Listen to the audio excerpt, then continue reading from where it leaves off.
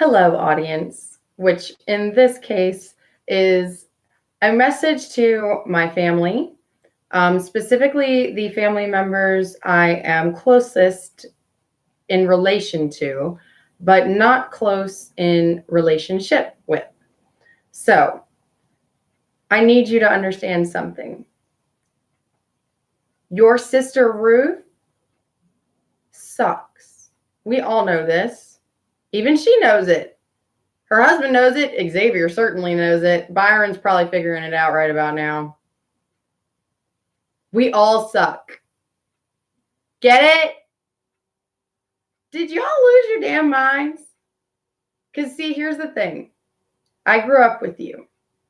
Aaron, I just told my new boyfriend, Dave, about how I told you that goat poop was chocolate chips and that's where they came from, and you ate one. And I laughed. And then you cried, and I felt bad. And I've never done that to anyone ever again. I still think it's funny. I learn from my mistakes. I don't learn from someone telling me. I learn from doing. So, I learned nothing when Ryan got Rachel pregnant before they were married. Remember how I did that too? I don't learn very well when people yell at me. No, excuse me. Sorry, I said that backwards. I don't learn very well when people tell me nicely. I learn best when somebody forcefully makes me learn it. Do you know why? It's because I was trained by a Russian ballet dancer. I was thinking about that the other day. I'm pretty sure that's it. She was mean. She was mean, but I got it.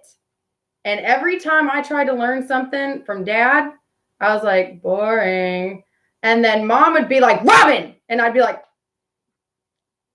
and I got it. So some people learn differently. Some people need a spanking. Some people, like Rebecca, are really sensitive. And you don't even have to look at them cross-eyed, let alone spank them, because they don't need it. Now, I don't know how you guys were raised. Do you get it? You probably don't because you're not parents yet, so let me explain. Well, Rebecca is now, but you're too young. And Ruth, she got it.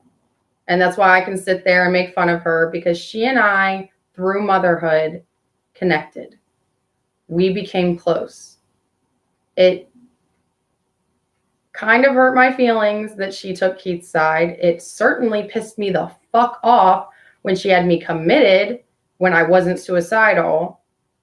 And I know that your intentions were not good because you got your son to lie to the magistrate, which I'm not going to go into how illegal that is or anything. I am going to tell you, you owe me $8,000, and that's not a joke. So here's what I'm going to say to my brothers and my sister who don't have children. Or, well, and I know Rebecca, he's still little, so I'm sorry, you do. But he doesn't need to be corrected right now because all you've got to do is keep him alive. First few years, we call it the fourth trimester. By we, I mean the professionals. And I am. I know it's hard to see me that way because you guys grew up with me. So you don't see the woman that gets madam from surgeons. The me that gets people who talk shit to each other about, hey, Robin's smarter than you. And I'm like, yeah, I am. Those are surgeons. I'm smart, guys. I know I'm a smart ass and I'm a smart aleck and I'm a bitch, but I'm smart. I also am much, much kinder when I am a mother. And that's why this would behoove you all to listen to, because I need my children back so I can stop being so mean. So, I was kind of doing a joke in the title of this that only you guys and I really get because we grew up in the same family together. So, but when I say that we didn't grow up the same, Aaron, I don't really know how you learned because you were so much younger than me. Andrew, I just know that I felt motherly towards him and I just wanted to be his mommy. And so I was. I kind of took that job over. Mom didn't have shit to do because I was like, no, I got it. I'll change the diaper. I got it. And I was very responsible. And then when Jacob came around, I was like, nope, Rachel, you sit there, you relax. I'm the mom.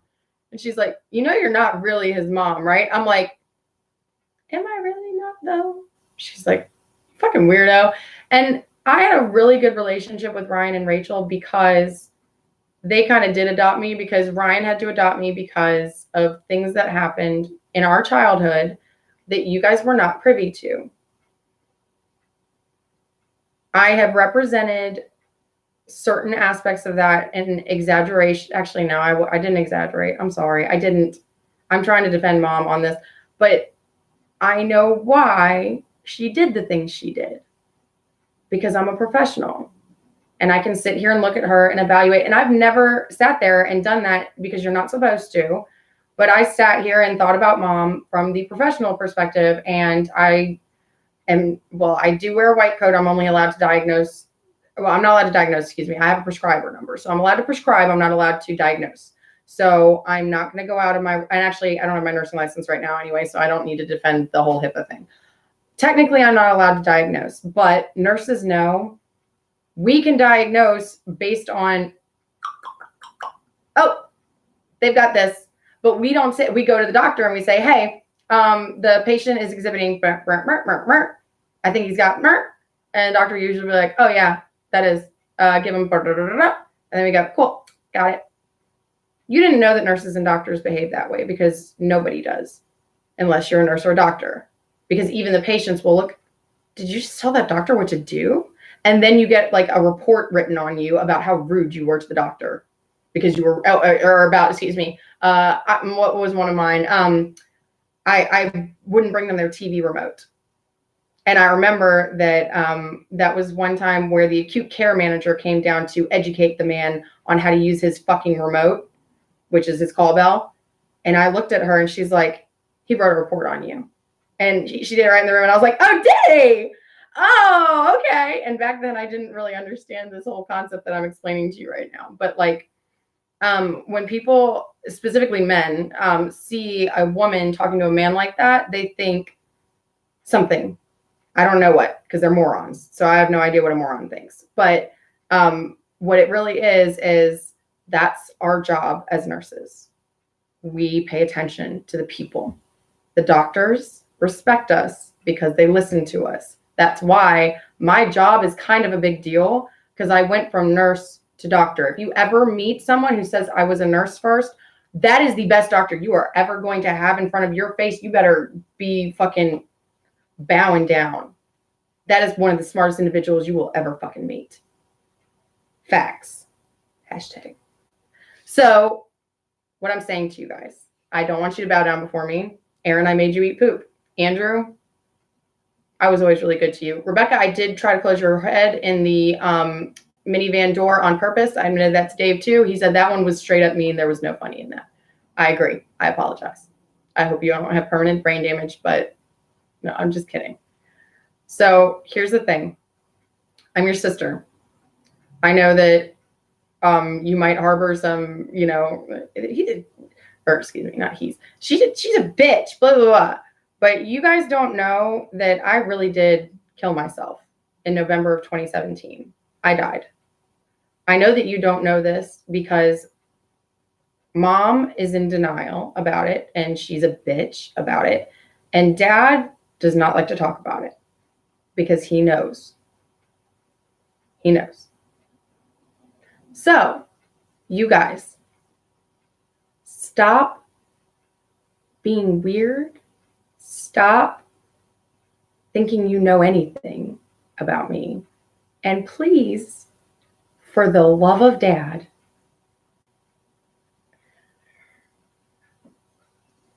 Dad, please don't listen to this. Stop listening right now. I love Dad a lot.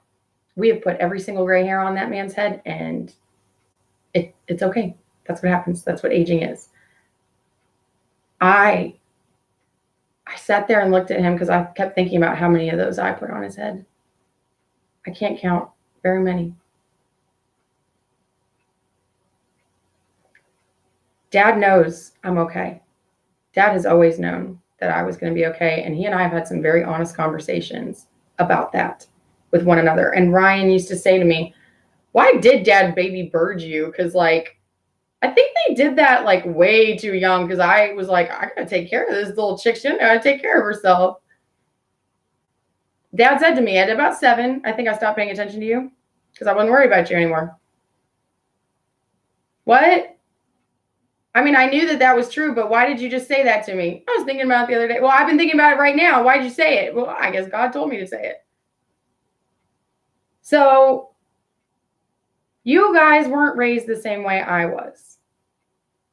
It's okay. I am not upset by it. I don't know why you guys are, other than I'm going to say right now, I cannot imagine how annoying it was coming in my footsteps, even Ruth, because I would want to do things like her because she was my big sister, and then I would be better.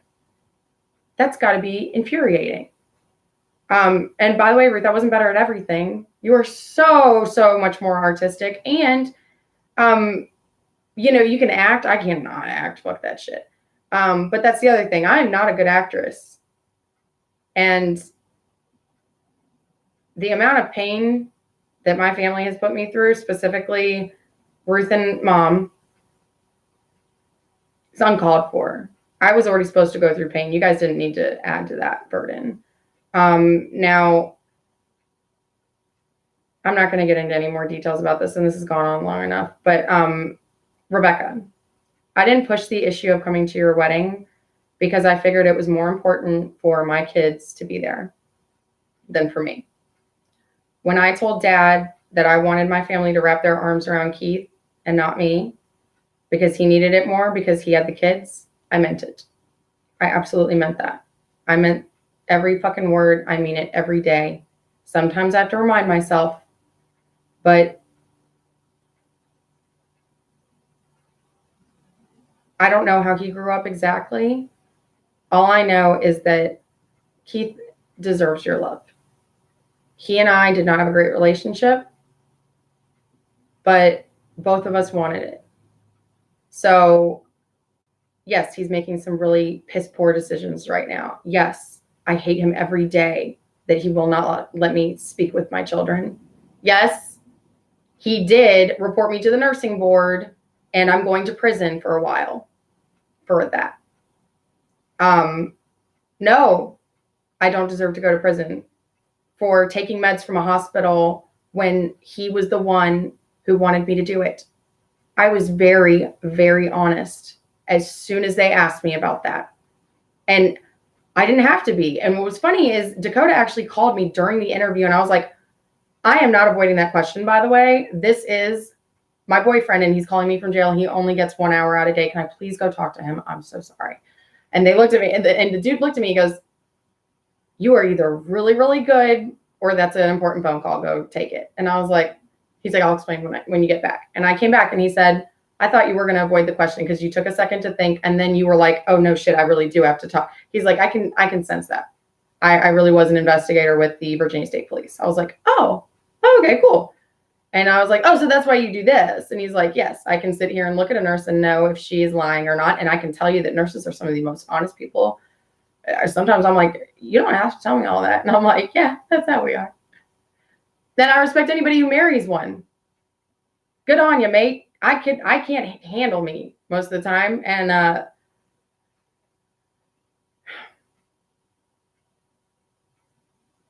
you guys don't have to handle me most of the time. But to not get an invitation to the wedding, Rebecca, fuck off. That was some bullshit. To be mad at me that I didn't come to your birthday party while I was pregnant, where there was going to be a bunch of booze and I'm an alcoholic. You didn't understand all that back then. I hope you get it now. My baby was more important than your birthday. Get the fuck over it. Grow the fuck up. And I hope that you have. Because you're a mom now. And if you haven't, wait till that motherfucker starts moving. I don't know if he started moving yet. I can't even remember how old he is. I don't remember anything about him. At all. At all. I know Xavier's birthday. I know Byron's birthday. You did that to yourself, Rebecca. And you are so much like me. I'm sorry. But I like you. I mean, I love me, but but that's what I'm saying. Like, I wouldn't be friends with me. No, because I'd be like, well, first of all, I don't have anything to learn from the bitch because I'm exactly like her. But secondly, if she's right about something and I have a different opinion, we are going to bash heads. And I don't need to put myself through that because whatever. Because I'm just saying this in theory. What I mean, yes, I love me. I love me. I'm healthy. I'm a healthy, happy person. I have been for a really long time now. I made some bad decisions that I'm not going to defend to you guys. I've dealt with those. And to be honest with you, like, all of you smoked pot and I was like, judgy on it. And the only reason I don't judge people who smoke pot now is that meth is my pot. Or was, excuse me. I'm on probation now, so I don't use meth anymore. But that's why I'm only awake for about 2 to 4 hours a day most days. And my doctors will not prescribe me anything with a stimulant in it because they're afraid I'm going to get addicted. So I have to live in 4 hours a day. You all get 12, 18. I don't even know how many hours you get in a day. And how much of that do you spend on your fucking phone? Fuck you. I have to make the most of what I have to work with, and I do. This weekend also proved very enlightening to me because I spent some time with, the wedding weekend. I developed a relationship with somebody and lost it within a few days after the weekend was over. Now, does that mean that, oh my God, I didn't go to my sister's wedding because of my boyfriend and, oh my God, I regret this for the rest of my life? No, because the main decision was based on, I want the kids to be in the wedding. If they are in the wedding, Rebecca hasn't spoken to me. There's a whole laundry list, but my kids are always at the base of every fucking list. That is my bottom line every fucking time. Rebecca, I hope that that's yours. I hope that you have a happy marriage. I have lots of words of advice for you that I realize you don't need because you're going to learn. Now, do you learn better from hearing it? Yes, I think so, probably. So I'd rather you learn that way than the hard way that I had to learn. But abuse is a two-way street, hands down, 100%. Keith's better. He's a one-upper. I started the abuse. I started abusing alcohol. I started being passive aggressive to him. I started physically abusing him. I was complete brat, and motherhood completely changed me. And I bet Keith will never say this out loud, but thank God for it. He probably sat there and thought it over and over and over again, like, thank God she's not a fucking bitch anymore. But I was still an alcoholic. And he helped me hide that because he loved me. That's not right. That's not love. Love is not control. Love is absence of control. I have to look in the mirror sometimes. That's what I keep looking at for. So, I love you guys. I hope you all had fun at the wedding. I'm sorry I missed it. I'm sure it was lovely. I'm sure I would have complained about something and would have pissed everybody off. And for some reason, in every wedding, I always make the face. And there's a picture of me in my wedding, in Ruth's wedding, at my friend Courtney's wedding. There's always a picture of me going, like something is disgusting me and like terrifying me and like, why is this a part of this pomp and circumstance? And it's because I hate weddings. I always have. I always wanted to play house and I wanted to move on to the baby part. We were skipping the wedding part. You guys had the pillows on your heads. Fuck you. I don't care about that part. So, brothers and sisters, can we all please get along? Because we are hurting our dear old dad. And since I don't have my kids, he's my new kid. And the poor man is hurting. And he doesn't deserve it. He's been through enough. You have no idea what losing your children is like. You never will, hopefully. Ruth, I'm praying for you, buddy. Because what you did to me, and then the fact that you got pregnant right after that, karma is not a bitch. Karma is fair. I'm sorry. And I'm praying for you, for real. Because to lie and to have my children removed from me, I'm praying for you. and I'll be here for you if and when you lose yours. But when you pulled the whole 6-week miscarriage bullshit, which I love, whoever was watching just pulled off of this, and I need to end this anyway. But the whole 6-week miscarriage bullshit, most pregnancies don't make it past 6 weeks.